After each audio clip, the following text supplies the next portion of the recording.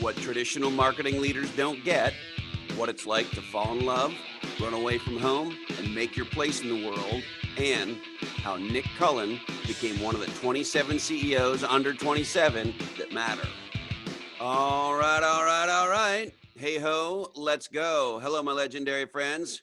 Welcome to this fantastic episode of Legends and Losers. We've got a great guest for you today.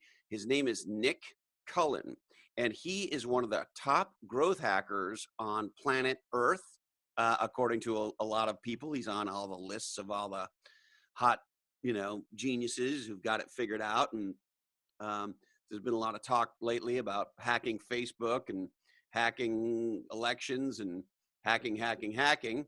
And what a growth hacker really does is figure out how to use digital technology in innovative ways to reach the audience you want directly, engage them, and hopefully turn them on to do or buy or whatever it is you're trying to turn them on with one way or another. And Nick is a remarkable young man who ran away from home, so to speak, and is really an example of someone who made their place in the world as opposed to found their place in the world. And this dialogue could not be more real or raw. If you're a young person and you're on that journey, you're going to learn a lot from Nick. And if you're a parent, there's some stunning things about Nick's life and the choices that he made in the context of his relationship with his parents that I think are very, very illuminating. And the other thing I want to tell you is I kind of fell in love with Nick. And as a result, he's been working with us here at Legends and Losers on helping us grow the show. And he's taught us all a ton. Now, quickly, before we get to Nick, I got some big news for you. And that is we are bringing on board today on this episode our founding sponsor. Now, if you're a longtime listener to Legends and Losers, you know that we have that Legends and Losers is a labor of love, and that we haven't really sold any sponsorships. So all the stuff you hear at the end of the show, those are shout outs to the guest, shout outs to prior guests, shout outs to friends, companies, and so forth. And, we didn't know if we'd ever take money.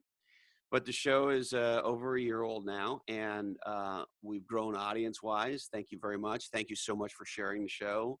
I wasn't sure, but here's what put me over the top. Our founding sponsor is NetSuite. And the head of marketing and strategy at NetSuite, Jason Maynard, and I have known each other for a long time. I got a lot of respect for him. He's one of the smartest people I know. Last year, you might recall, I did a speaking tour with them that was very cool, executive events where I was one of the kind of the show ponies. And they were kind enough to, buy copies of Play Bigger for everybody. And I got to meet lots of people. And it was, we had a great time. And the mission that NetSuite is on is, very similar, if not identical, to the mission that Legends and Losers is on, which is empowering entrepreneurs to grow. And as you know, we are at the lowest level in recorded American entrepreneurship. And in 2016, the Wall Street Journal declared a crisis in American entrepreneurship. And so personally, I want to do everything I can to spark new entrepreneurs to start companies and to support existing entrepreneurs grow and be successful. Well, it turns out NetSuite's really on the same mission. That's who their target customer is. So if you're the founder or leader of a growth-oriented entrepreneurial business, then if you're not a NetSuite user, they want you to be. And they're a cloud-based ERP platform that is purpose-built for that. And at least that's where they started. I'll tell you a little bit more in a sec. But the fact that they're on the same mission really matters a lot to me. I don't know that we were ever going to have a sponsor, but the one thing we did know for sure is we couldn't have our first sponsor be a company that makes left-handed nose trimmers or something, right? And so sharing the same mission is unbelievable. And what they really offer for growing entrepreneurial businesses is a cloud-based business management platform that gives you real-time visibility into all of your operations across the business, for accounting, for manufacturing, for HR, for expenses, for tracking customers and orders and cash flow and all the good stuff. And the other sort of interesting thing is NetSuite is now part of Oracle. And Oracle, as you probably know, is one of the largest technology companies on the planet. The other cool thing about NetSuite sponsoring Legends and Losers is it's a true partnership. So they are going to be doing, NetSuite are going to be doing a lot of thought leadership for helping to drive growth for entrepreneurial businesses. And as part of that, they're going to be using some Legends and Losers content. And they're going to be, I'm going to be blogging for them on a regular basis. And so it's really a kind of a cooperative relationship. You know, they want to speak to entrepreneurial companies who are potentially customers of NetSuite. And obviously Legends and Losers is all about trying to have authentic dialogues, real conversations about what it really takes to design a legendary business and a legendary life. And so it's a very exciting thing. And hey, listen, we've grown up. You can't be, you know, if you're going to be a podcast, I guess, put on your big boy pants and have a sponsor.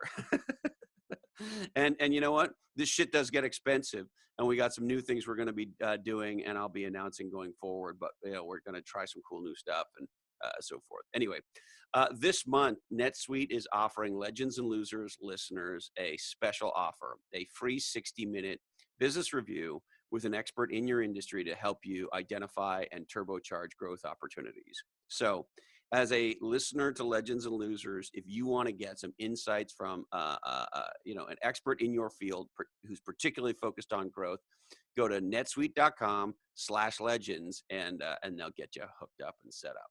All right, Nick Kullin. This is a remarkable young entrepreneur, millennial entrepreneur. He's the founder of Second Flight Consultancy. You can find them at Second, spelled out, not the number, secondflightconsultancy.com. He's an entrepreneur. He's considered by many to be one of the world's leading growth hackers. As I mentioned right off the top, Entrepreneur Magazine named him one of the 27 CEOs under 27 that matter. And here he is on Legends and Losers, Nick Kullin. I think what they don't get is the fact that nothing is controlled anymore. And I think a lot of the old school guys, especially the companies that have been doing old, tried, true methods that worked, spending boatloads of money on it, especially when I see like commercials, and you see this big time with like big brands focusing heavy on like media, like commercial media buys, and they sink all that money into it, and it barely gives any kind of return other than brand awareness. But you can still achieve that, you know, through other mediums that are way more targeted, like, you know, exactly the type of person that you want, maybe who's watching your television, you know, commercial. But I think one of the biggest problems is that they try to make it so it's like this formula that always works. But the problem is this industry and this world is fucking evolving like every single day. And as soon as a new product or as soon as a new feature that Facebook drops, or as soon as this new way, like for instance, like Instagram stories, for instance, it's amazing how these new little tweaks happen, and we just don't know how, like most companies just don't know how to fucking capitalize on it.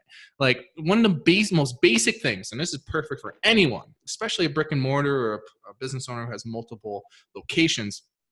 The simplest thing that they could fucking do is go on Instagram and utilize Instagram stories. And most people are like, well, how the fuck do I use Instagram stories? I don't even freaking get it. Okay. I'm that guy. How do I use Instagram stories? I don't even fucking get it. Yep. So here's what I like about it. One, it gives the authenticity. The authentic. It's the authentic. I'm trying to use that word now. So I know. Like maybe it's awesometistic. Awesome, yeah. It gives it's a combination of awesome and authentic in a tistic way. Because who doesn't like a nice tistic? So, so it's an awesometistic way to give, like, to your, you know, potential customers and your fans and whatever, like what's happening now. But the thing that they just dropped is location-based tagging. Right. So if you notice, if you go on Instagram and you hit the search bar, you can actually see what's happening right now within your community. And I just started doing this because, you know, I've been fucking around. I always like to play with new toys of technology and, you know, new features. And what's amazing is I just moved to Fort Collins, Colorado, and I've been, you know, sharing just very authentic stories and awesometistic stories. and awesometistic ways. And what was funny is like me just sharing like quick tidbits or whatever, and just throwing a tag of like my location. I got my community, but I also injected like 500 plus viewers within my geo region who are just checking out what's going on in Fort Collins. And I was getting like direct messages about, hey, I saw your story on the Fort Collins thing. You know, I love your advice. When you're storying, what the fuck are you storying? What are you actually doing? Anything and everything. It Like, would be, here I am going to my favorite, in my case, Verve coffee shop, so, or I'm going for a bike ride down. Like, what so for me, here like, I am picking my nose. Like, what the fuck? What do you do? So for me, my strategy is kind of keeping this very Gary V kind of style, right? I like the whole non-conformist marketer kind of approach where it's like, I don't give a fuck. I'm going to share what my thoughts are. I'm going to call out what I feel like is not working, but I want to help provide value to people, or at least a motivational tidbit, especially for young entrepreneurs who are trying to get out there. Cause I'm statistically supposed to be like fucking, you know, poor as hell and working minimum wage, but I'm far from the opposite. So I want to kind of give like that advice of like a quick 10-second, like, hey, here's what's going on, or hey, here, read this quote, or hey, I'm out doing this and this is what made me do this, and the success that came from it, or the failure that came from this that I want people to know about. And just throwing that tag and giving that word of advice, it has helped the local community know about me, which has helped like get me like in local community events. Like, hey, we saw you on Instagram stories lately, and you know, within Fort Collins, we have this event, and we would love to have you come to it. But what's amazing is that when I walk into like, you know, the Old Town Square, there's like all these cool shops, and they have great products, and there's all these cool gyms and whatnot. And I'm like, why the hell aren't they not utilizing this? Brick and mortar should be all over this, because there's no better way to kind of get the pulse of your local community than utilizing this one little cool trick.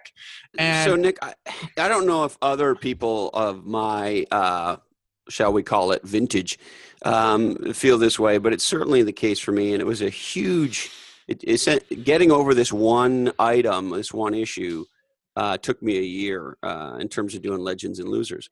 So if you go back to what Eric Weinmeier said, the world doesn't need more bullshit. Mm-hmm. And when I see fucking Kim Kardashian, first of all, the fact that I live in a world where I have to know who those people are, the Kardashians, makes me crazy.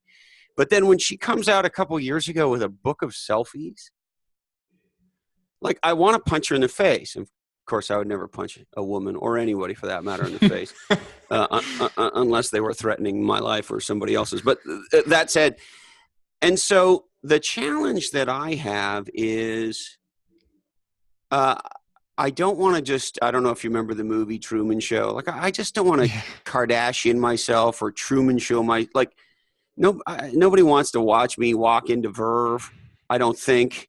Well, and so I guess my question is, how do you do this in a awesometistic way that is not, that doesn't make you a douchebag Kardashian just puking more bullshit into the world? Like, how do I find that line, whether as me as an individual, or, you know, me as a Fortune 500 brand?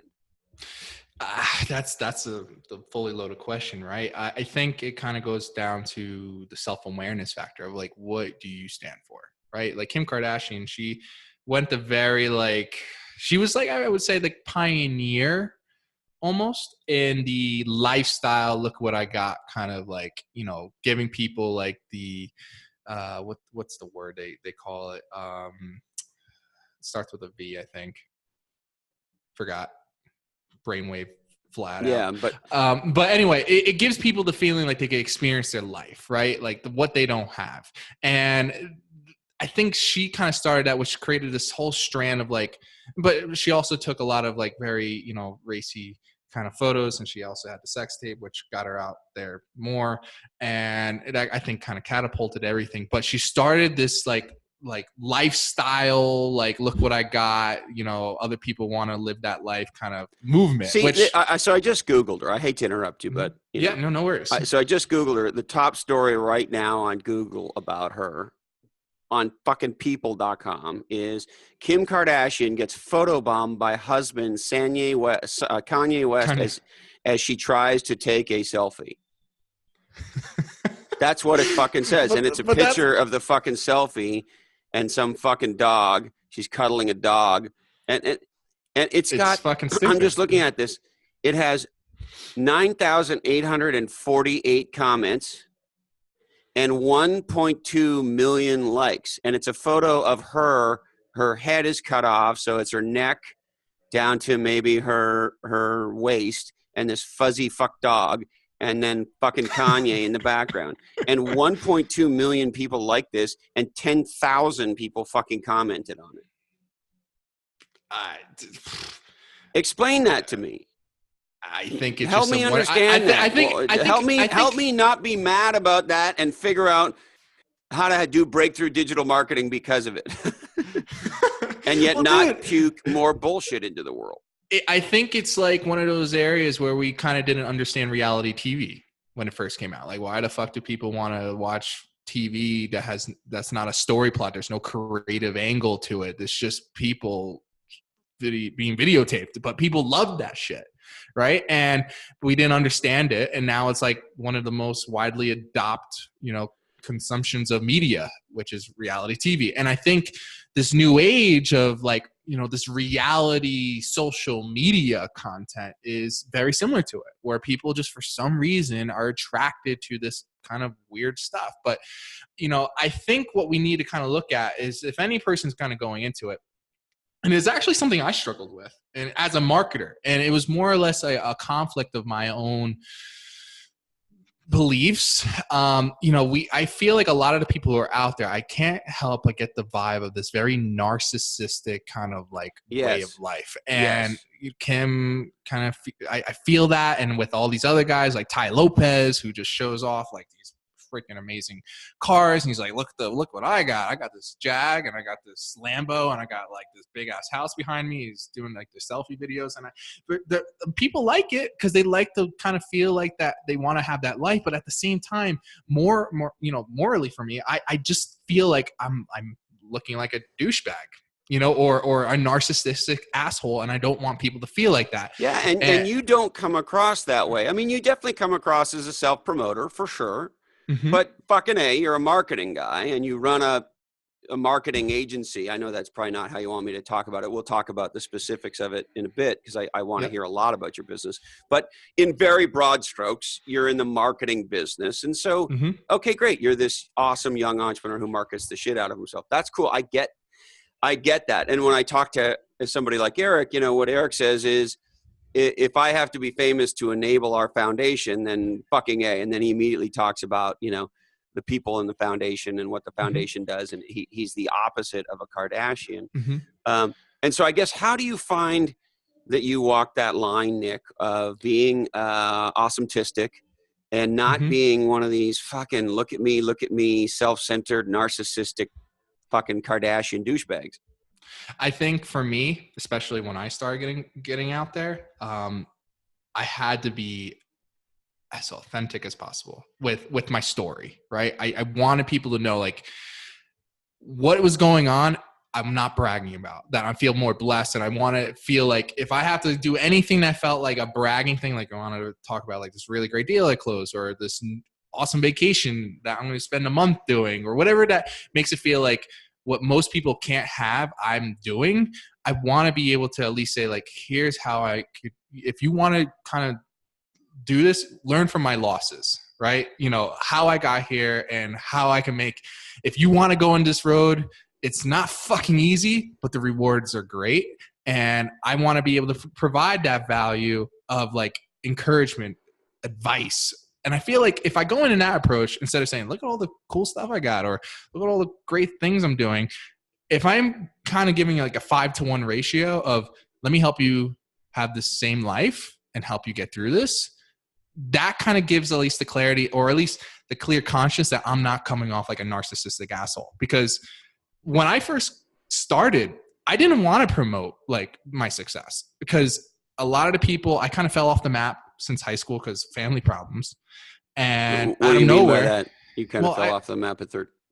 Well, I was kicked out of my home when I was 17. And, I was... What did you do? Were you getting straight A's? That's why you got kicked out of your house? It was honestly, remember I mentioned at the beginning, I had a very strict, home life upbringing. And, that was when I met my wife in high school. And I just, like any other kid, wanted to spend time. And I think it was one of those areas where I mentioned, like, I was stuck in my house, like me wanting to go out created friction. And I think it was just a culture dynamic and whatever it might be. My dad was also a Patterson police officer in New Jersey, which is like a really rough neighborhood. And, I think it was just that tough lifestyle, and me wanting a freedom created rifts, and it just went very toxic. And it just also opened my eyes to a certain things that affected our relationship in the family. And when push came to shove, things got really bad, and they kind of gave me the ultimatum, like, hey, you could either choose to be with this person, or we don't want you here anymore. And they dropped me off on a train station at like 4 or 5 in the morning, and said, we don't want you back unless you're not like with her. It was like fucking crazy. And So your parents literally said it's us or her. yeah.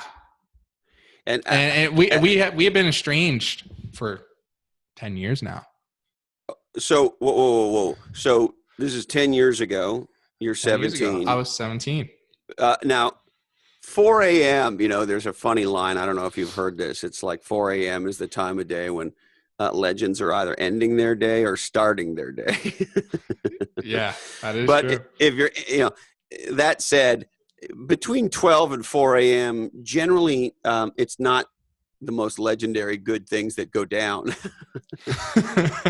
So were you guys having a fight, and they just said, fuck it, and you got to go to the train station? Well, it was months of bad fights. Like, sure. My dad, I think, whether he wants to admit it or not, I know he struggled with alcohol abuse. I know it.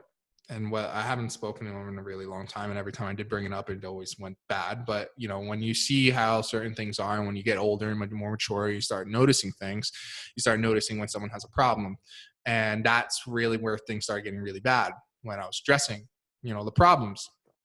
And it just was months of, she moved away in the middle. We were Christina, of course. Yeah, Kristen, yes. Kristen, I'm sorry. Sorry. No worries. And she moved away around 6 months into our relationship, but we had a real solid thing. It was like one of those things that just kind of like happened out of nowhere. I missed the after school bus. I had to wait for the next one, and I was just sitting in the auditorium, and I just saw her like come through on the far side of the doors, and it was just like doves flew. It was like the light shine a little brighter on our walking distance kind of thing. And I remember telling my friends, I have to talk to her. And I'm not gonna lie, I never really, despite your gracious compliments on my look, I never really was the kind of guy that was like the ladies' man back then. And the thing isn't that funny, because I again, I hate to interrupt you, but fuck it, I'm going to do it. I certainly wouldn't, and I gotta believe most people, Nick, would never believe that looking at you. I mean, you look very athletic. You're fucking handsome as shit. Of course, I didn't know how tall you were, but 6'3". I gotta believe when you walk in the room today, not just women, but people notice that you walked in the room. I would say things are different than they were. But you weren't like that when you were 14 or 16 or that? I was like the class clown back then. I was like I liked the attention, but I just sucked at speaking with girls. I mean, it was the truth. And why do you, as a guy now that essentially talks for a living, why did you suck at speaking to girls as a younger? I just think that I honestly don't fucking know. I don't know if it's because I never really had a life outside school. So like I didn't have develop that socialized environment of knowing how to speak with people other than my music teammates. Didn't give that to you as a young musician? Music kept me honestly a very solitude, because there wasn't many people I could play with. I started playing drums when I was 5 years old, so I was very advanced by the time when people start getting into bands. So, and then again, I lived in bumfuck New Jersey. So like getting together with people was like literally like a 45-minute trips for people to get together. Right. Yeah. So I always played by myself a lot of times. I did have bands, but is you're hanging out with dudes, but it was like very structured in a sense. Cause I never went out to parties. When I hung out And with you friends, didn't play live much?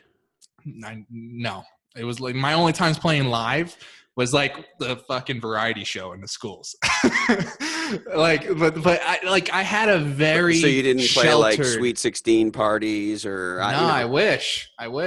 Never did though. But yeah. the thing is, like, I felt like I was very sheltered, and I was kind of like socially awkward. I don't want to put words in your mouth at all, but I mean, would you say you were helicopter parented? Oh yeah, 100%, 100%. And then also, I had a little sister, so my both parents were like blue collar workers, so they worked all the time, making ends meet.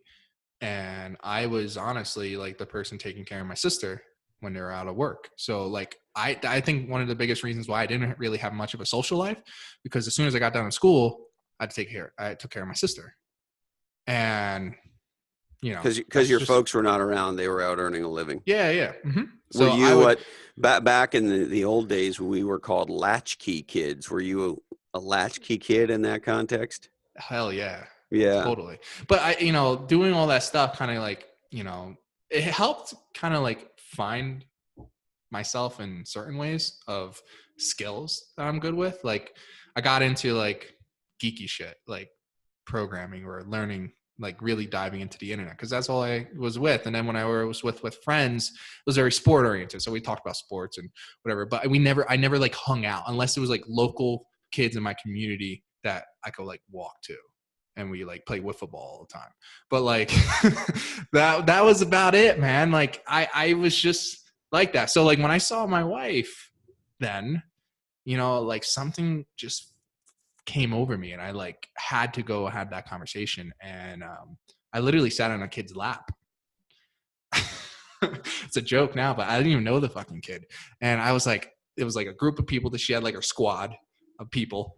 And I was like, I need to do something. And I was like, all right, I'm just going to sit on this kid's lap because there's no seats left on the bleachers. And I was like, hey, it was very like Ryan Gosling Notebook style, where he was like hanging, and I didn't want to like leave till like we were able to have another conversation kind of thing.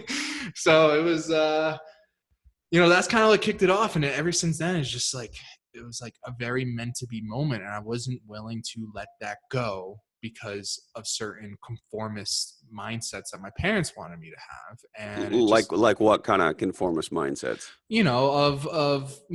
Choose the choose us or her kind of thing. I think that's always BS, I mean, they literally right? said those words to you, Nick. This wasn't something they implied. Oh, no, it was very specific. It was very specific. I will never forget my last conversation with my dad, ever.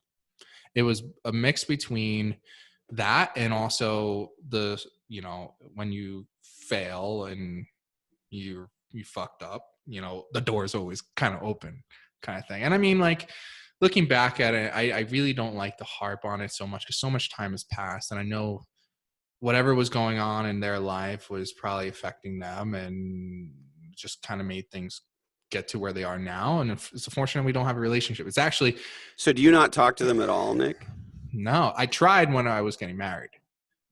And then my last name was actually Bullwin, Bullwin. And I recently changed my last name to Kullin. And it was actually my wife's maiden name is Kolick. My last name is Bullwin. So I thought it would be a really cool idea to merge our last names, because like our love is really strong, and it's I don't plan on leaving. And the thing was, like, I really want to create a new family lineage that had a certain foundation of beliefs and values, and I wanted to like set up something good. And I'm very non-traditional in the sense of anything. So I don't feel like, why should she take my last name, or what? And then when we have kids, like, if she want to keep her last name or I kept my last name, who's going to have the kid's last name, or it's going to have this really long, weird last name. So I was like, why don't we just merge our last name? So, and actually every other letter spells out Kullin, starting with her first letter. And I was like, well, that's meant to be. It sounds cool. So we did that just to show as a cool symbolism of So her our, last name is Kullin as well, or yep, how do you pronounce it? Kullin. Kullin. Like think of Kullin with the C, but with a K. Yeah, yeah. So, And so when you were getting married to Kristen, you reached out to your folks. Yep. And what happened? It started off well till the last name came out, and it became the shitstorm. My dad took it very personal. And I mean, I can understand in a sense, like you haven't spoken to your son in like freaking forever. And then you find out he changed his last name and then you think it's because of whatever reasons. And it just kind of grew to show like the very toxicity of how our dynamic was, because I kept trying to say to him, like, listen, it's not about a last name. Like fucking blood is blood. And at the end of the day, if you've been estranged with your son, and the fucking crazy thing is we had a fucking amazing relationship growing up. Like when I was younger, we used to go to fucking Pittsburgh Steelers games. We used to do a lot of good stuff.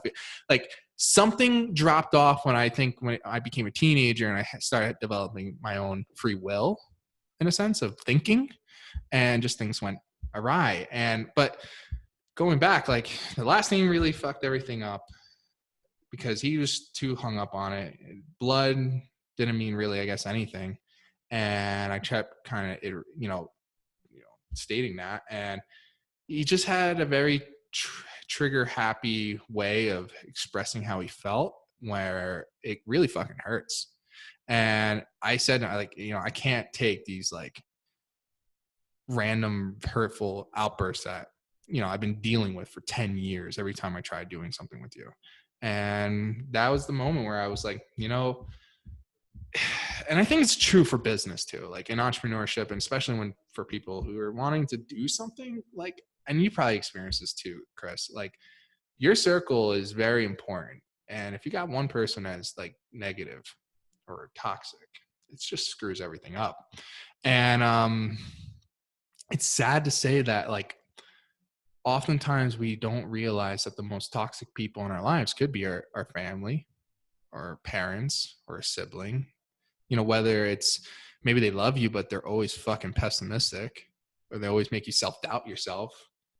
It's like, just because you have the card of family doesn't mean you have a remedy of not having the card of being toxic.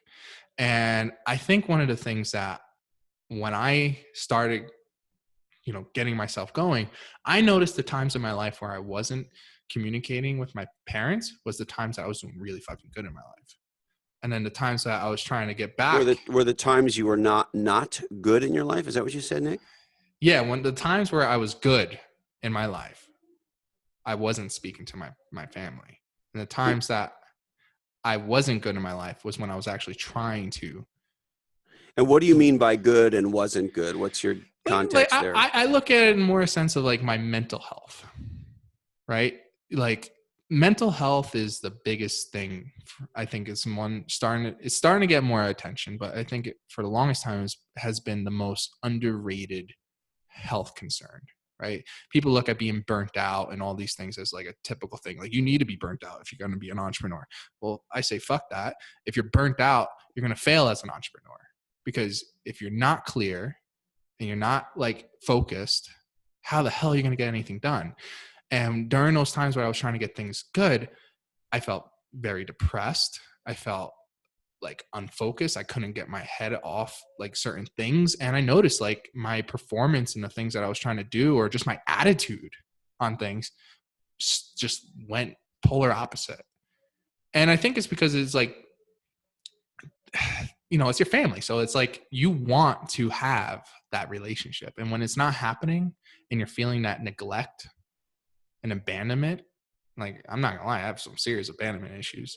Like it hurts. It really affects you. And it's better to not continuing the dosage of that toxicity into your mindset than it's like if someone tells you like, if you eat that, it's going to make you feel like shit, and you eat it anyway, you feel like shit.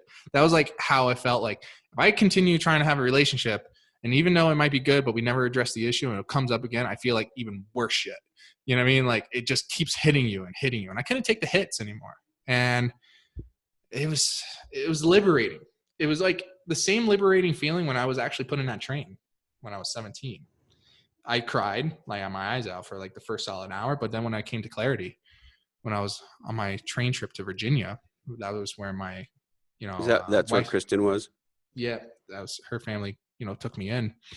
And God bless them for that. They, I kind of realized like I actually am in control of my own destiny now.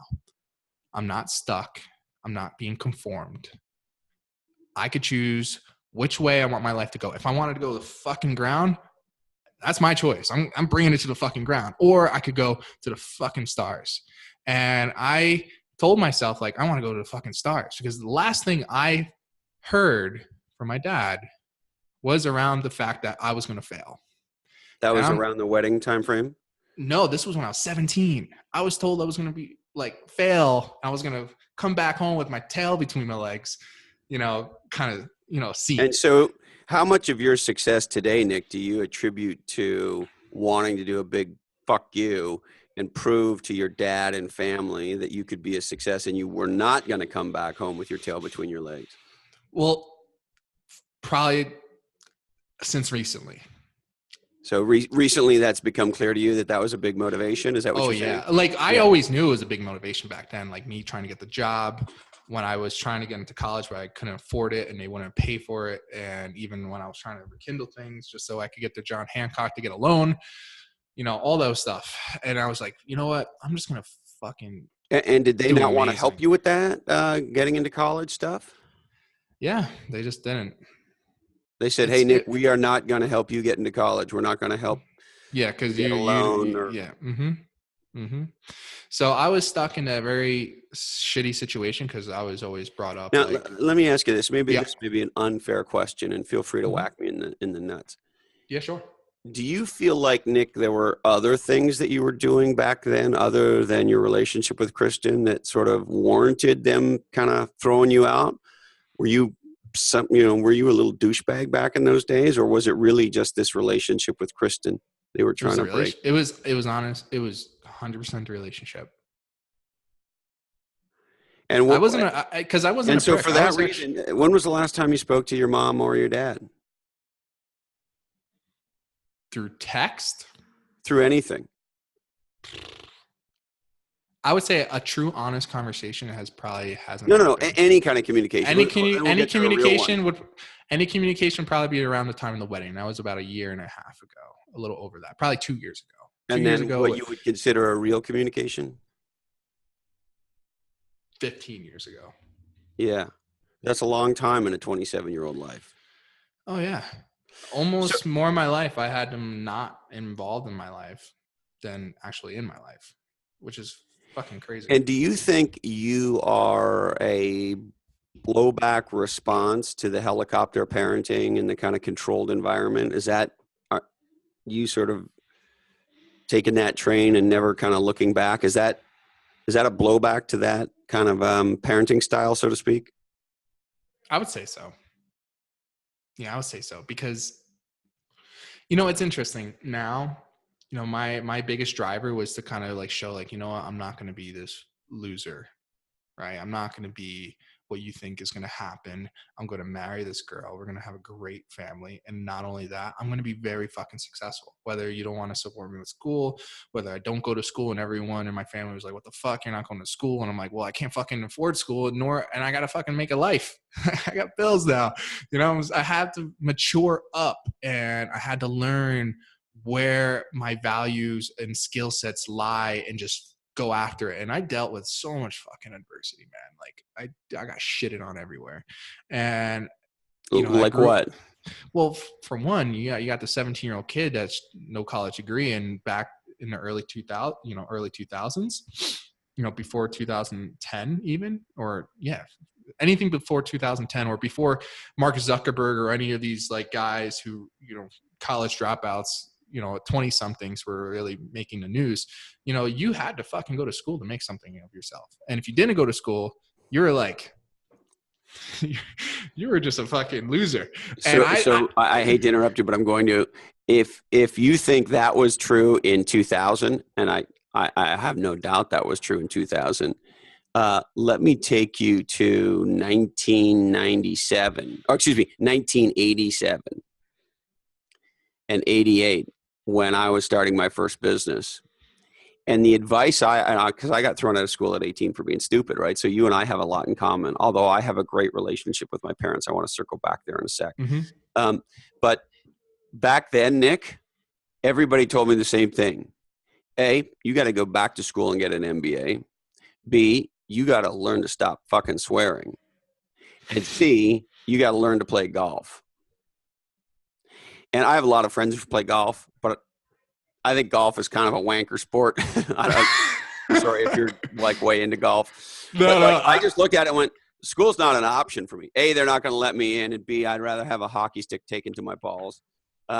This is how I talk, and that's how I feel on golf. And so I just said, fuck you to the whole thing, right? And so I very much relate to this experience that you had. And all I'm saying is, in 2000, it was uncommon to be taken seriously as an entrepreneur in your early 20s or even late teens. You can only imagine in 1988, it was like, me and my partner, Jack, we fucking grew beards. Here's what we did. We made up a guy. So it looked like there was like a 50-year-old guy in charge. So we named our company, we were in Montreal, Canada, and we named our company Roger Pierce et Associés. Roger Pierce and Associates, because we knew nobody would take us seriously. So we grew beards, wore ties, and we bought these expensive looking business cards, and it said, Christopher W. Lochhead partner, and everybody just assumed there was this 55-year-old guy named Roger Pierce running the show, which is what we wanted them to assume. But so I guess my point is, those are the kinds of things we felt we had to do to get over this hurdle called, how's anybody going to take us seriously with no experience, no education, no money, no relationships, no nothing. Oh, yeah. So it's funny that you felt the same way in 2000. Oh, yeah. Oh, yeah. But to bring it to your point, you brought up something very interesting. I've been wanting to spearhead this kind of thought because it also plays into the mind of what we're talking about with the whole Kim Kardashian craze and that whole bit. We live in a world of perception, and there's different dimensions of illusions that people absorb, right? And it's fucking crazy that, and when you even look at it in a brand sense, you have a cup of coffee, same cup of coffee as Starbucks, but it doesn't have the fucking logo on it. And then you have another coffee with the logo on it. And some people may actually say that the coffee without the logo tastes bad. And some people may say that the coffee with the logo tastes better. And no matter what, people will be gladly be able to pay 4 times more for that coffee with the logo than without the logo, even though it's the same fucking coffee. And it's all about this thought of perception. Have you seen those crazy fucking studies with wine drinkers where they actually feel better if they're spending more money on a glass of wine, even if it's the same glass of wine? But right? It's the same thing with anything. We developed, I think, this psyche that even if we spend more on something, that's a better quality product. And even when it comes to services, if you spend more money, like the reason why Madison Avenue could charge 20 grand is because those companies think they're getting a better product. Well, what they don't know is that they could spend less money and just get a good team that doesn't advertise Madison Avenue prices, but they just think that maybe they're just not that good. Because they're not charging $20,000 a month retainers. They're only charging $7,000. They're like, oh, these guys suck then. But the thing is, we live in a world of perception. And what you developed when you're that, age starting your business is that area. I had to do the same thing when I was trying to get my first job. I actually had to lie on my resume because no one fucking take me serious. So I was like, what did you lie? Did you lie about your age or your education, or what did you lie about, Nick? Well, I kept getting slammed about the fucking college thing. Right. And I was like, fuck it. I'm just going to say I did 4 years at NYU. And then my age got all fucked up. Like, so wait, you're like 17. So you went to NYU when you're 14.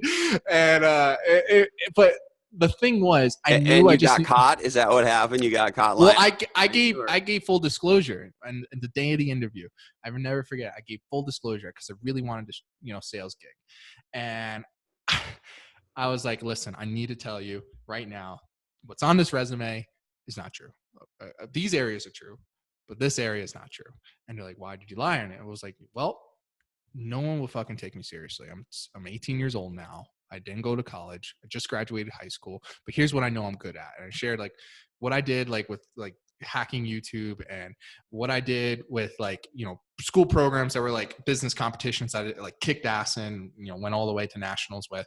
And I was just simply saying like, listen, I just need someone who would take a shot on me.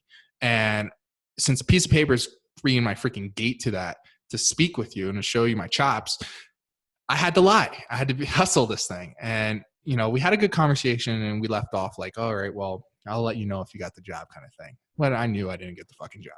Yeah, so because they think if you fucking lie about that, what else? Yeah. Yep. No, But here's what I did. I Here's never lied about my education, but I lied about my age. I felt like I had to. Because, when you're 20, now the truth is the difference between 20 and 25 in the context of a 50-year-old, you still are a kid. So I probably didn't actually need to lie, which is the irony. It probably would have been smarter to lie about an education. It's funny, when I got that job, ended up getting that job, and I only got that job because of my excessive follow-ups. I called almost every day just to check in. I even sent fucking donuts. I was so stupid. But I sent donuts with a note that said like, everybody loves donuts. Yeah, everyone loves donuts, right? So I sent donuts with a note that said, the sales I'll bring in will be sweeter than these donuts, some cheesy line like that. And on like the 14th time I like tried reaching out, I actually got on the line with the VP of sales. And they're like, hey, you're the guy who sent the donuts? You're the guy who's been calling all the time? Like, and I'm like, yeah, that's me. And they're like, well, fuck it. Like, none of our salespeople follow up even half of what you do. And you sound good on the phone. I'll train you myself.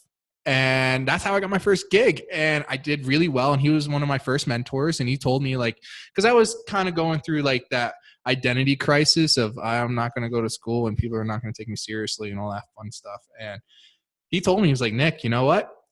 Every year and a half, I want you to kick ass, find another job, because we're not going to give you a promotion. We're not going to give you a title promotion because there's people there that's been in there forever. But you could find a place that's looking for that person. And now that you have a track record, you leverage that to get that job, kick ass for a good year and a half, leverage that, find another job that gives you your own promotion of like career step ladders. Isn't that a sad thing? I had that experience in my career too. I was, particularly in the early days, I wasn't at one place for too long.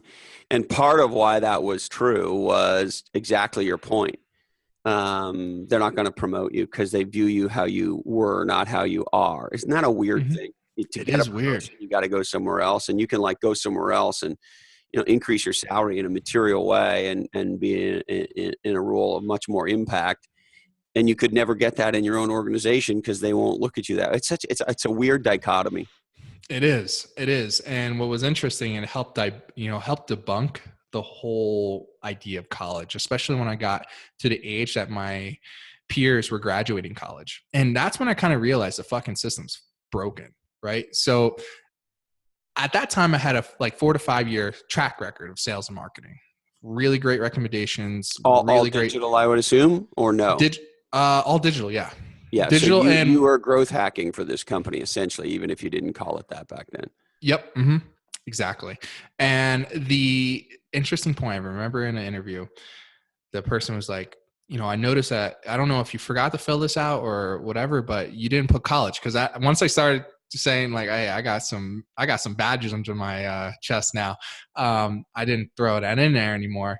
And the one person was like, why? Where did you go to school? And I'm like, oh, well, I never went to college. And they're like, oh, well, you do know that this job requires like a master's degree in business and administration and whatever.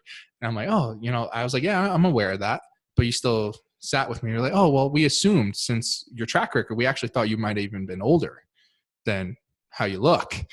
And I'm like, oh, that's interesting. And they're like, well, we really like you. We think we like what you've done. Your credentials, check out. Your references, say that you're great. But the thing is, our company policy is that you must have this required degree. And I was like, that's interesting. So you're telling me that if I would have spent 4 to 6 years in school without, maybe some internships that I was just pushing, paper clips around and no real life experience, that you would be glad to give me this position and take the chance on me than someone who has a proven track record who could help, increase your bottom line. So explain that one to me. And I started developing the mindset, and I know it even more now as a business owner, and I'm sure you do too, Chris, is I think most people forget that they're an investment commodity to an organization. Like most people look at it like, all right, well, they're just going to pay me and they're going to pay me. But they don't really look at themselves like, hey, them hiring me they're investing in my human capital. Like I'm an investment in them. I'm not an expense. Like they're looking for a return in some way, shape, form, or fashion. Right. And I started looking at myself as an investment opportunity. And it's funny, Nick. This is something I think some people who are employees or even executives can be a little confused about. I have conversations with people all the time about exactly this, and I'm amazed by the number of people in business who are unclear about what a result is. And so, to put a fine point on what you're saying, I think corporations hire us to produce specific business outcomes. Mm-hmm. And I think the degree to which we're successful is the degree to which we can produce those outcomes in a way that's powerful and differentiated from the way others might be able to produce those outcomes, or to produce outcomes that few others can produce, however you want to think about it. But to your point, make no mistake, as handsome as you are, they're not hiring you for that, right? Nope. They want results. They want results. And they want returns on that asset. Yeah. So I leverage the fact that this degree thing is bullshit. I have the track record. And if you were to show this to the CEO or whoever beyond the hiring manager, who probably is the same kind of drone of mundane, same old shit kind of mentality. If you bring this up to the actual CEO, the founder, and say, hey, this is the person we're going to hire. This is all the great shit he did. Without a second, he wouldn't even think about school. Well, he fucking knows what he's doing. Hire him. You know what I mean? And so how do you go from having this growth hacking job to saying, fuck it, I'm going to hang out my shingle and I'm going to become Nick Kullin, superstar of social media, viral, awesometastic shit? Mm-hmm. Well, one, I got... Did you get fired? I got fired. my last day job. Here's the good thing about this. So I remember, I think it wasn't until my early 30s, Nick, where I realized the depth of people's fear of getting fired. And because I didn't have this fear, I didn't give a shit. You and I share a lot in common. And so, I consider my entrepreneurial journey started when I was about 10. I had a newspaper route, and I started my own little newspaper. Me too. With a buddy of mine. Actually, as a crazy ass side note, you know who that buddy was? Tell me. Dove Charney. And Dove Charney is the founder of American Apparel. That is fucking crazy. It's fucking crazy. And my mom, Jackie, still has the printed sheet of the little newspaper we wrote and the little movie reviews we wrote and the little ads that we got. Because, you can imagine these kids going around door to door saying, we're doing this newspaper. Would you give us $10 for an ad? Or I don't know what we charged, whatever it was. But so, I was an entrepreneur, back from those days. And so, you just develop thick skin. People tell you no all the time. And so I always figured, well, hey, fuck you. I'm Christopher Lochhead. And if I have to, I'll sell pens on the street corner to make it work. I just wasn't, I didn't want to get fired. I don't want to sound overly flippant about it, of course. And I cared a lot. But at the same time, I wasn't going to put a governor on myself because of a fear of not being accepted or getting fired or whatever. It's like, hey, if you guys don't want me here, you can fucking fire me. And I've been fired a lot. Oh, yeah. Well, here's the thing. I had a goal when I was 18. I was like, before I'm 25, I want to be a C-level executive. I had that first. That was my goal, because my idea of thinking what is success was different than it is now. And back then I had success driven around numbers of what my paycheck looked like and titles around corporate areas. Because again, I always had this entrepreneurial spirit, but I don't think I realized it till I was in my 20s, early 20s. But it was very focused around the fact of okay, I'm going to, get this great title at this great company, and I'm going to do it without a college degree, and I'm going to fucking make it. And I actually ended up getting, I was a chief marketing officer at a financial firm, who hired me to help with their digital marketing and trying to get clients that way. And I was doing a phenomenal job. I never got my Series 7.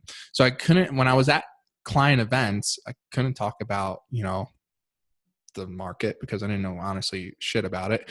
And whenever I went to networking events with like high-end networking events, I talked about what I knew because I wanted to be authentic.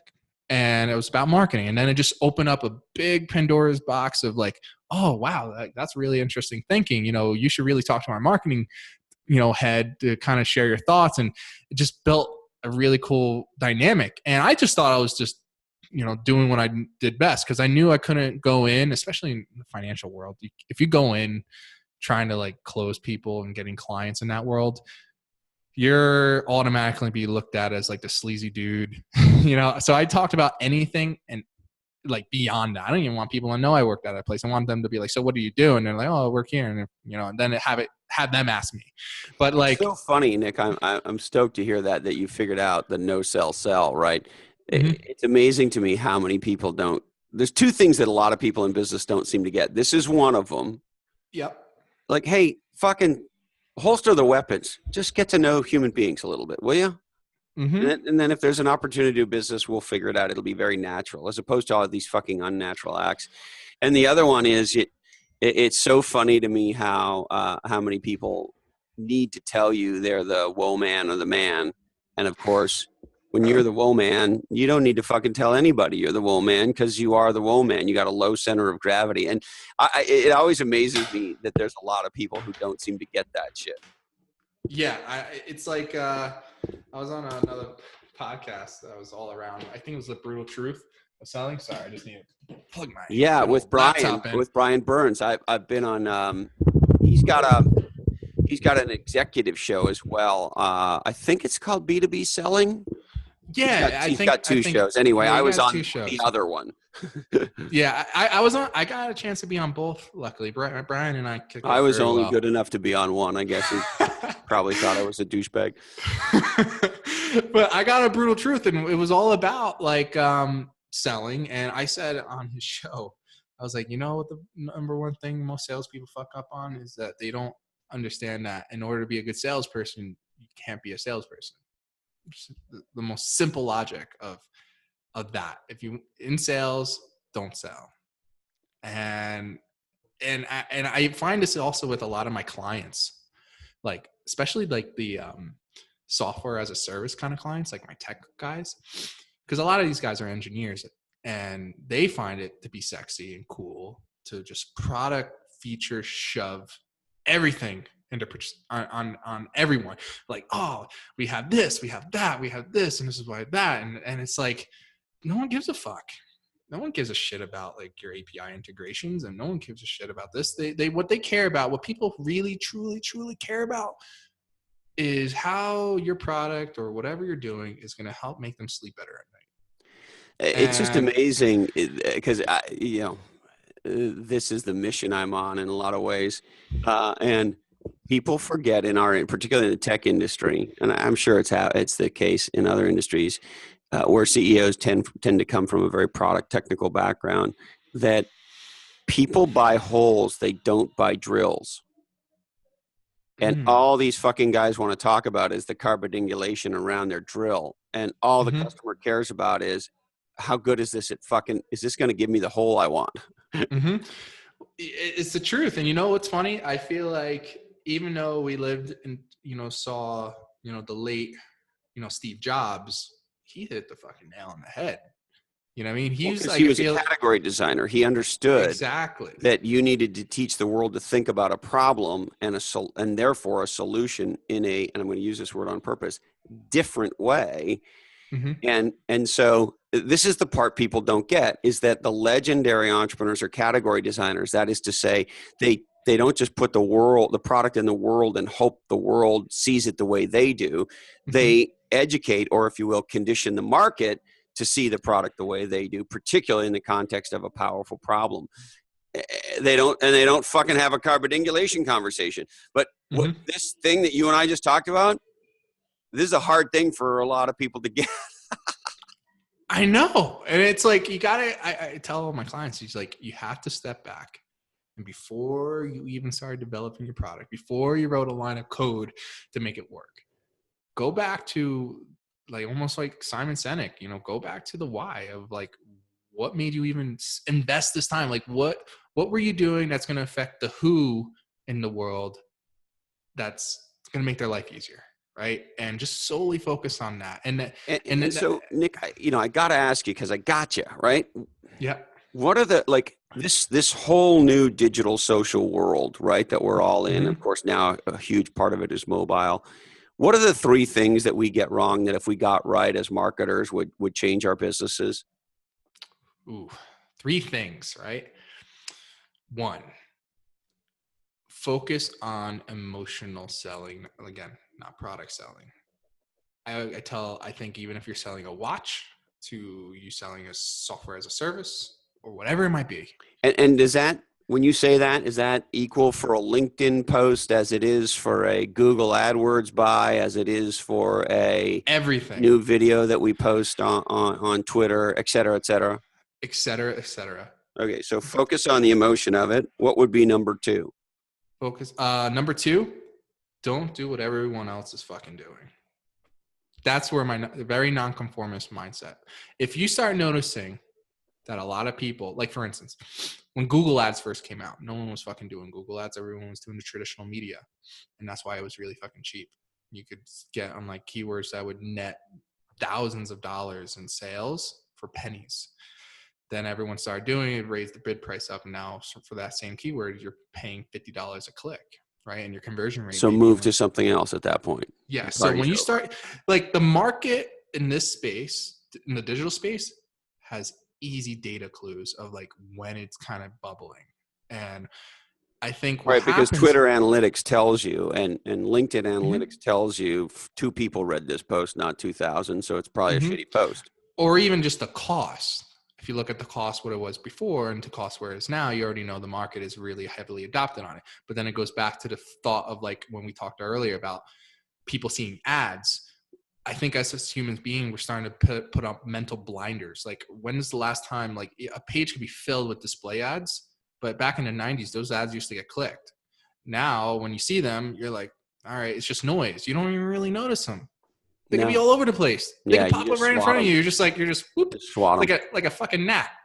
You just wave your hand. Yeah. But the thing is, people are developing that, I guess, like mental superpower for advertisements, like their mental ad blocker for everything. Everything. That's why influencer marketing has been so fucking good. But again, that area is going to get fucked up too. It'll be saturated because everybody will move to that. Everyone's going to move to that but the reason why it worked, because it didn't come from a company. It felt authentic. It felt like an endorsement. But then didn't it get a little creepy when we found out that some of these quote, like, it's one thing if you because you are an influencer, you are a thought leader, there's no question about that. So it's one thing when you awesometistically say that you love a product or whatever it is, because you authentically do. It's another thing when you're a paid spokesperson and there's no difference between you and, George Foreman pitching Invent Help on TV, right? Now, you can say, hey, the reason I'm the pitch guy for this product is because I love it, which is fine. But I guess there's a little bit of a nefarious thing that's happened here where there are influencers who are getting paid and there are influencers who are not. And we don't necessarily, the influencers who are getting paid are not necessarily disclosing it. And I think that could fuck up influencer marketing because it breaks the awesome-tasticness of it. Yeah, and there's guidelines around it, and it's being pretty heavily watched now. And you have to mention like, oh, give some sort of indication that this was an ad or whatever. But I think our mindset is more open to accepting that content and accepting that endorsement rather than seeing like, some celebrity on some sort of commercial speaking about a product. And I think it's going to go away. I mean, eventually it will, but I think for now, it's going to stick, and it's going to be the only thing that really, truly, truly works. And so is that really the third thing? Get focused on authentic influencer marketing. yeah, I would say for any business, get involved with that now, because you're going to gut instinct is going to be saying, well, I'm going to start a business, or I'm going to start a marketing campaign, and everyone's talking about Facebook ads, so I'm going to do Facebook ads, or everyone's talking about this, I'm going to do that. But the problem is you're already late in the game.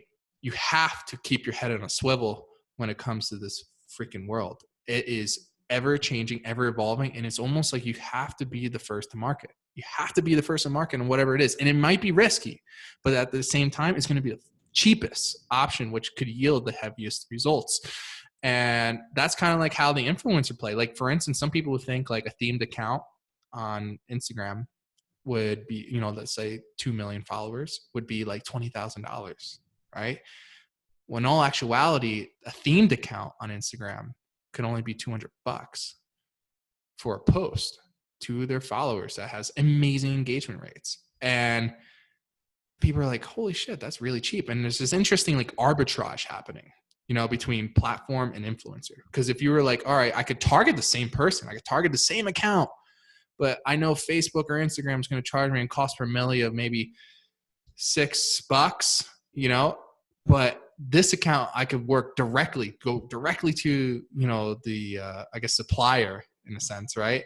And they'll give me $200 and the cost per milli is actually pennies at that point. And then how do you like these? And you'll educate me because I'm sure I'm not talking about it right, but there are these sort of networks of influencers now that essentially say, I'll retweet for you if you retweet for me, kind of thing.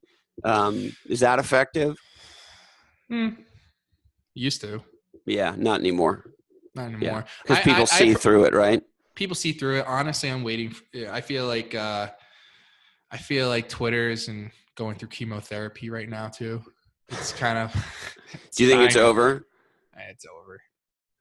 It's interesting because I feel like in the last 6 to 8 months, to go back to this word authenticity, Twitter has gotten a lot more inauthentic. 100%. It just seems like you know what it feels like? It almost feels like MySpace in the beginning, where there's just a billion people. Who knows who they are? A buddy of mine, Adam Honing, a great entrepreneur, the founder of Spiro, says it's like screaming in a nightclub or one of these rave parties, and everybody's just screaming at each other, and everybody's marketing their bullshit. Nobody's there actually consuming content. Everybody's going, buy my shit, look at my shit, buy my shit, look at my shit. I feel like Twitter is the most conformist social media channel there. And so what are the channels that you think, particularly for, both consumer, business to consumer and business to business, what are the channels that you think are more effective in this omni-channel world we're in? Depends on the product, of course. But I would suggest people should really start focusing on the platforms that their market is at. Like, for instance, people would think Twitter, and just staying on the topic of Twitter, like, oh, well, we have to have a Twitter. Why do you need a Twitter? Do people actually follow and would actually appreciate what you're doing? More than likely, I honestly have to say is no, right? It's not, people open up your fucking Twitter profile and look at your feed. It's just like a really bad RSS feed of random shit. And honestly, it goes back to the perception. I'm only on Twitter because I feel like we live in an age of perception. And if I'm not on Twitter and I don't show a certain quantity of followers, then I'm a fucking fraud. You know what I mean? And it's stupid. But feel earlier, like Nick, you said, hey, do the opposite or do something different, right? Mm-hmm. But I don't focus my attention on Twitter. Yeah, got it. So you're doing your thing, but it's not. So where do you like to go? Where is effective for you and your clients? I like to focus heavily on Instagram. I find it to be a great place for there because that's where people are consuming information. It has a very Snapchat kind of mentality where I could give like very mini vignettes of what I'm about, stories of life or business or what's going on. I think it's great. Facebook used to be great, but their algorithm fucked everything up. So unless I'm planning on doing advertisements, Facebook be the route. But I personally, you think their algorithm is fucked up? Oh yeah, 100%. I mean, think about it. Back in the day, I honestly think it's really fucked up that they had people pay so much money to increase, like they had a campaign objective of increasing likes, like follower, like likes on your pages, right? Like fan likes. And people were spending hundreds of thousands of dollars to get like 1 million likes on their fan page, because what was great back then was when you used to post something, every one of your people who liked your page saw your content, so it was valuable to do that. Now you're lucky to get 1 to 2% of the people that like your page to actually organically see it. It's fucking bullshit. Yeah, because it doesn't show up because it's competing with whatever the fuck else it's competing with, right? Yes. And Instagram almost fucked up their algorithm. It was not as good as it used to be. Like, it used to be very chronological order. You post something now. So you think we can do better on Instagram? I will admit, I don't understand Instagram. First of all, am I retarded? I can't figure out how to even fucking post a photo from my browser. Is it such that they will not let you post a photo unless it's from your device, your mobile device? You got to get a good software, especially for a busy guy like yourself. You got to get this platform I like to use called Schedulegram. It's actually, it's a funky way they spell it. Got to Google it. But Schedulegram allows you to upload photos. But what's cool about it is that it's almost like Buffer. I don't know if you're familiar with Buffer, but or Hootsuite. I'm familiar with Bruce Buffer, the legendary Octagon announcer for the UFC, who was on Legends and Losers. I think he's awesome, but I don't know what you're talking about. So this is like a scheduling platform. So instead of being like always like real time, like I'm going to post this up and then I got to do something again real time and post something up, you can actually like pre-schedule all your photos, the captions, the Schedulegram and Buffer, or it's like Buffer, right? Okay, so which one should I get? You're going to use Instagram. Do Schedulegram, because and that way is Schedulegram essentially Hootsuite for Instagram? Is that how I might think of it? Yes, but here's the thing: many people may think like, well, you could just use fucking Buffer or Hootsuite. But the problem is, here's what I don't like, and I don't know how Schedulegram hacked it, but if you were to post your images and schedule them out on Buffer or Hootsuite, you would have to like plug it in. And you would have to, when it wants to post, you have to allow it. So every time you get these fucking notifications on your phone, and you got to approve it, and it's very shitty.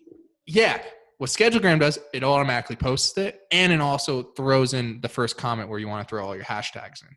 So it's completely hands off. So you spend your hour of scheduling. And I can do this on my computer. I don't necessarily and you can do this on your computer. Have to do it because it's like fucking I gotta fucking this photo's on my computer. I gotta fucking put it in my goddamn thing, and I gotta. It's like, why can't I post a photo from like I should be able to post a photo from anywhere? Dude, I'm telling you, you're all right. I'm gonna be a Schedulegram fan. You gotta try it. And hey, I know we're running out of time, but Nick, I do want to circle back to your folks for a sec. Could I do that? Go ahead. Here's what's sort of swizzling around in my head. So first of all, I want you to know I'm really sorry that's happened in your life. Thank you, and I appreciate it. And I want you to know, and this may sound corny, but I'm incredibly fucking proud of you, because you could have made a very different choice. And you didn't make that choice. And I remember, there's something, no idea what it's like to be a woman, but I've talked to a lot of people about this. It seems to be more true for guys than gals, but there's something about 17, 18, 20 in there. You and I had what I think is very similar experiences. I had an experience of an angel on one shoulder and a devil on the other. And I decided, the devil motivated me to prove him wrong, and the angel sort of guided me. And so I made a conscious decision in my life, right, to go for it. But when I think about you, first of all, I'm very proud of you for making that decision. Thank you. Because what you and I share in entrepreneurship is entrepreneurship for both of us was a way out, not a way up. Mm-hmm. It was that or die. Yeah, exactly. Or, or be stuck in manual labor jobs when both of us knew there was more calling to us. I almost feel like that's equivalent of death. Like, death is not for me. Like, I find a death of a soul than death of existence almost worse. So you might like this quote. The legendary Norman Cousins said that death is not the greatest tragedy in life. The greatest tragedy in life is what dies inside us while we live. Mm-hmm, mm-hmm, mm-hmm. And that's so true, man. I felt like I was dying. Yeah. I really, even when I had the greatest, I guess you could say, greatest day job because it paid well, I felt like I was like deteriorating. Yeah. Because I remember like staying up at night and going back to like when I got fired. It was the best thing because it forced me to make my hand of actually doing what I should be doing, because I was stuck in that like loop of I got to work somewhere because that's what people deem as success at that time. And I remember staying up every single night and I was telling my wife, like, I'm not happy. I'm not happy. I'm making a lot of money. I know we're good, but I'm not fucking happy. I really want to have my own business. I feel like that's what I should be doing, but I never did it because I worked so hard to get where I was. And I felt like, would it be selfish in a way to say like, I overcome the odds. I shouldn't have this job because technically, You're not supposed to. I'm not supposed to. And is it kind of like selfish or ignorant in a way to be like, or cocky in a way to be like, fuck it, I don't need to have this job, even though I shouldn't have it. And I never decided to make that plunge till I finally got fired and realized, well, I'm just going to keep this loop. Even though I might have that honeymoon high of a new job, new environment, I know I'm going to come back to that, dark place within 6 months. And I'm going to be like, what the fuck am I doing again? And that's where I really kind of identified fulfillment. And fulfillment isn't in the form of a currency. It's in the form of your mental state. And yes, very much so. That's kind of what kicked. So, yeah. And so on your folks, there's a weird dichotomy that I would share with you that I have experienced in my life. And I never had anything quite that dramatic with my folks, or actually never anything that close. And we've had some dust ups along the way, but nothing like that. Anyway, here's what I've learned. On one hand, I think we can take solace in the words of Richard Bach, who said, rarely do people of the same family grow up under the same roof. And I think part of our mission in life is to find the family members that we did not grow up with as kids. And I think that's very cool. And clearly a spouse is that.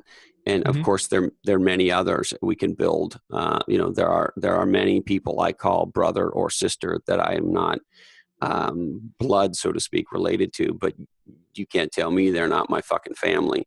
So I think creating your tribe, creating your own family, however you want to do, is a very, very powerful thing. But here's the other thing I would tell you. Be the bigger person with your folks.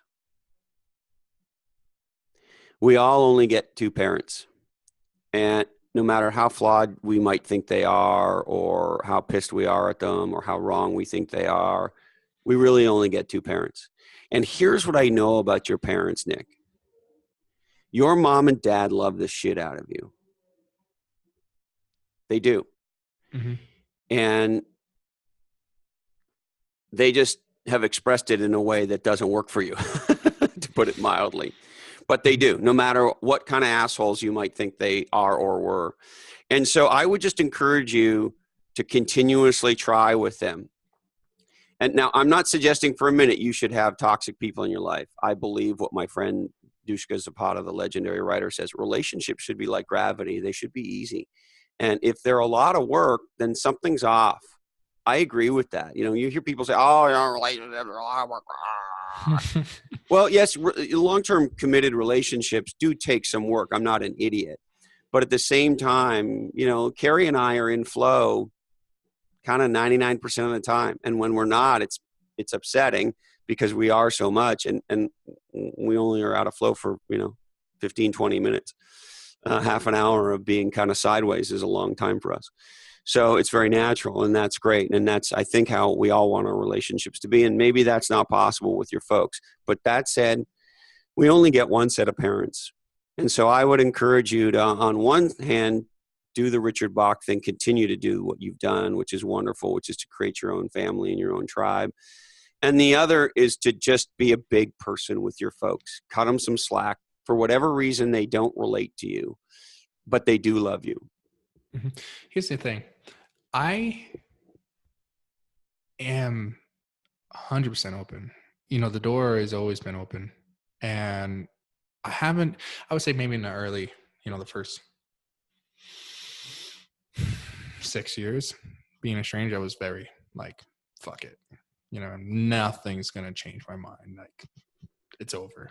And I would say over the last 3 to 4, maybe more so, definitely the last 3 in present, it's one of those things that it's not closed on my end. And I opened it and sent the invitations plenty of times. And it still is. If, I did get actually a good text or call, I would answer. I would pick up. I think the thing is,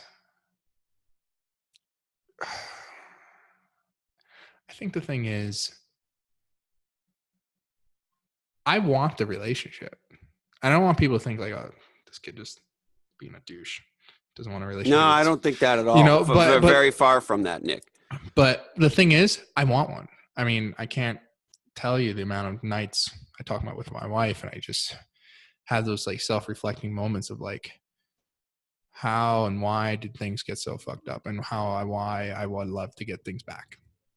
Because again, it was a dark period, which created a decade-long hiatus. It wasn't like I grew up.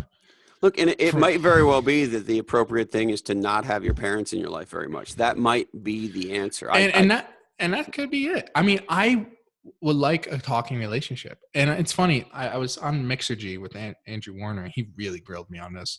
And I said to him, I was like, Andrew, I want to have a relationship. And I said, when I started getting myself, in the business world known and people out there, like, it was fucking crazy. It's like, my family wouldn't know if I was dead or alive because that's how much they didn't reach out to me. They never reached out to me. They didn't know unless I showed up at the doorstep. They wouldn't know if Nick's dead or alive. And when I started getting a lot of success, it was like a bittersweet thing. Like, I was recently featured on Entrepreneur, as top 27 CEOs under 27. I read it. It's awesome. Yeah, it was really cool. But at that moment, I'm not going to lie, I was kind of upset. Yeah, because you can't share with your folks. Exactly. And I was telling Andrew on Mixergy, I was like, I like doing these interviews, and I like the fact that I'm getting myself known because it's the only feeling I could get to at least tell them like I'm doing okay. So here's another thing I would share with you. So, as a young man, I did a lot of self-help, self-development, personal development, all that sort of stuff. And one of the programs I did at the time, there's a guy named Jack Canfield who wrote Chicken Soup for the Soul. And he had not written that book at that time. And he had a tape on self-esteem. And I used to listen to them while I was running. And one of the things he said there was very, very powerful for me. I don't know, it might make a difference for you. We all have sort of these crimes that we hold our parents to account for in our head, and it doesn't matter how great your parents were. And the interesting thing is, what Jack taught me was our grievance is X happened and our parent didn't parent me the right way. And what we can do, and I actually did this, was go back in my mind and give myself whatever I thought I was missing in those moments.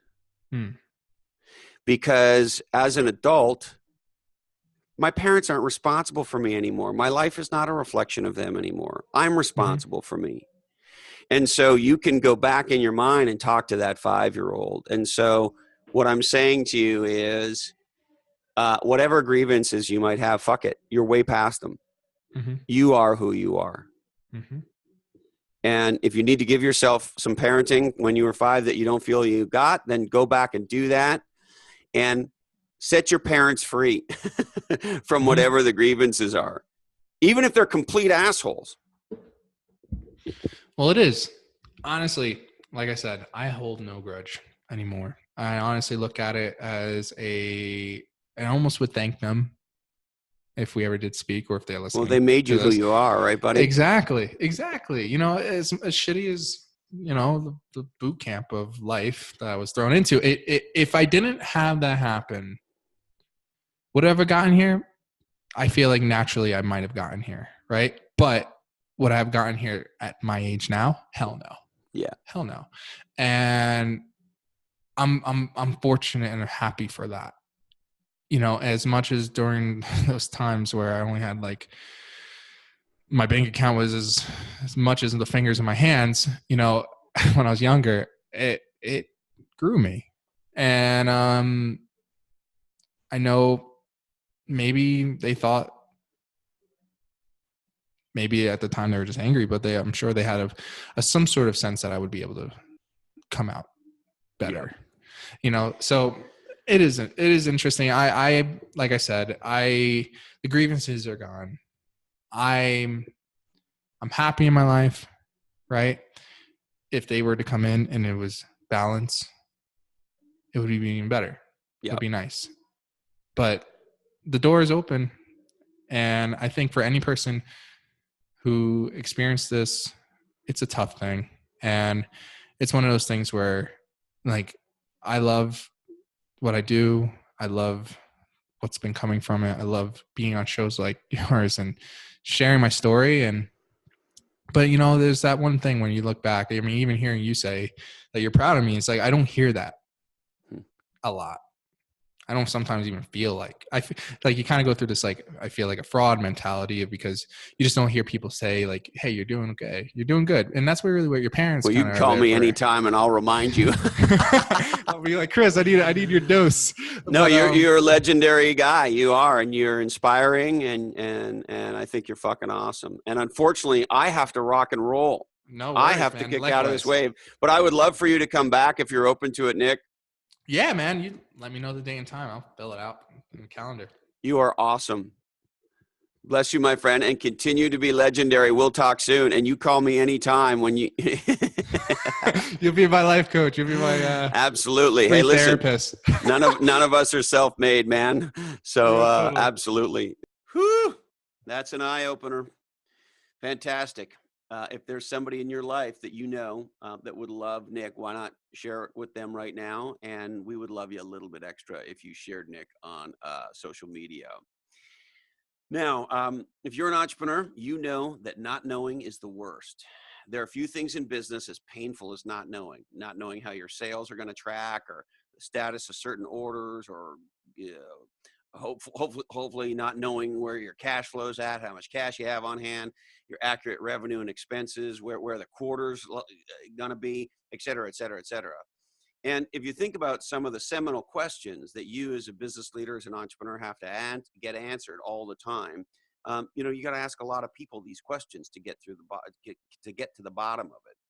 So here's the big aha. What if you were able to get the answers to the critical questions around running your business on your smartphone instantly?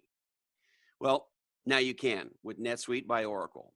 NetSuite is the cloud-based business management platform that gives you real-time visibility into all of the operations of your business. NetSuite is really the one source of truth for information about your revenue, expenses, customers, orders, and even HR. It's super easy to use, and you can get these insights from a NetSuite dashboard. That's why some of the fastest growing companies in the world use NetSuite every day. Companies like MuleSoft, who just got acquired by Salesforce.com, if you saw that, Ring, and of course, the category king in the music space right now, Spotify, and many, many others. As I mentioned off the top, our good friends at NetSuite have a special offer for Legends and Losers this month. A 60-minute free business review with an industry expert focused on how to turbocharge your growth. So if you're interested in talking to an expert on growth in your area, go to netsuite.com/legends to set up your conversation, and they'll take care of you. It's good to know things, and now you do with NetSuite. We would also love it if you subscribe to Legends and Losers on iTunes. And if you know somebody who would love Legends and Losers, why not help them get subscribed to it as well? All right. We would like to thank secondflightconsultancy.com, growth hacking you to whole new heights. Check them out, Second Flight Consultancy. HarperCollins Instant Classic Play Bigger, How Pirates, Dreamers, and Innovators Create and Dominate Markets. Equity Directory, connecting startups to the talent and resources they need. If you're in the startup ecosystem, you need to be on Equity Directory. Come check us out, equitydirectory.com. The nonprofit onelifefullylive.org. We are committed to helping you, to empowering you, to supporting you, to dream, plan, and live your best life. Check us out, onelifefullylive.org. Project Reload, a fantastic nonprofit with extraordinary leadership experiences with America's military veterans and business executives. So think about this as like an outward bound kind of an experience, only it's with veterans doing military operations. And the objective is to connect entrepreneurs, business leaders with veterans who might be a good fit in their business by having a unique leadership experience. Check them out, projectreload.org. The smash hit book by our friends Cameron Harold and Hal Elrod, The Miracle Morning for Entrepreneurs. Check them out, pursuingresults.com. They produce legendary podcasts, and they even produce this one too. Our good friends at interviewvalet.com. If you're a thought leader, get your leading thoughts on podcast. You be the guest, we'll do the rest. Interviewvalet.com. And the Museum of Failure in beautiful Sweden. Sweden? I don't know where Sweden is. Sweden. They are the official museum of legends and losers. Check them out at museumoffailure.se. Now we've got to remind you that this podcast is the sole property of Legends and Losers Podcast Network, and we would love you just a little bit extra if you shared the shit out of it. All rights do remain disturbed. We must warn you that this podcast is clearly produced in a studio that does contain nuts. However, Legends and Losers is never tested on GMOs. Teach growth hacking, chill your nuts, listen to Soundgarden. Don't forget to introduce 2 people you love to 2 podcasts you love. Don't be lame. Get out of the passing lane. Thank you, Candy Dandy. Love you, Mom and Dad. And hey, Colin, this podcast really ties the room together, doesn't it? Today, our deepest apologies go out to Oscar Munoz, CEO of United Airlines. Hey, Oscar, sorry. We just ran out of time for you. That's it, my friends. Thank you so much. We appreciate you investing part of your life with us, and we look forward to seeing you again soon on another episode of Legends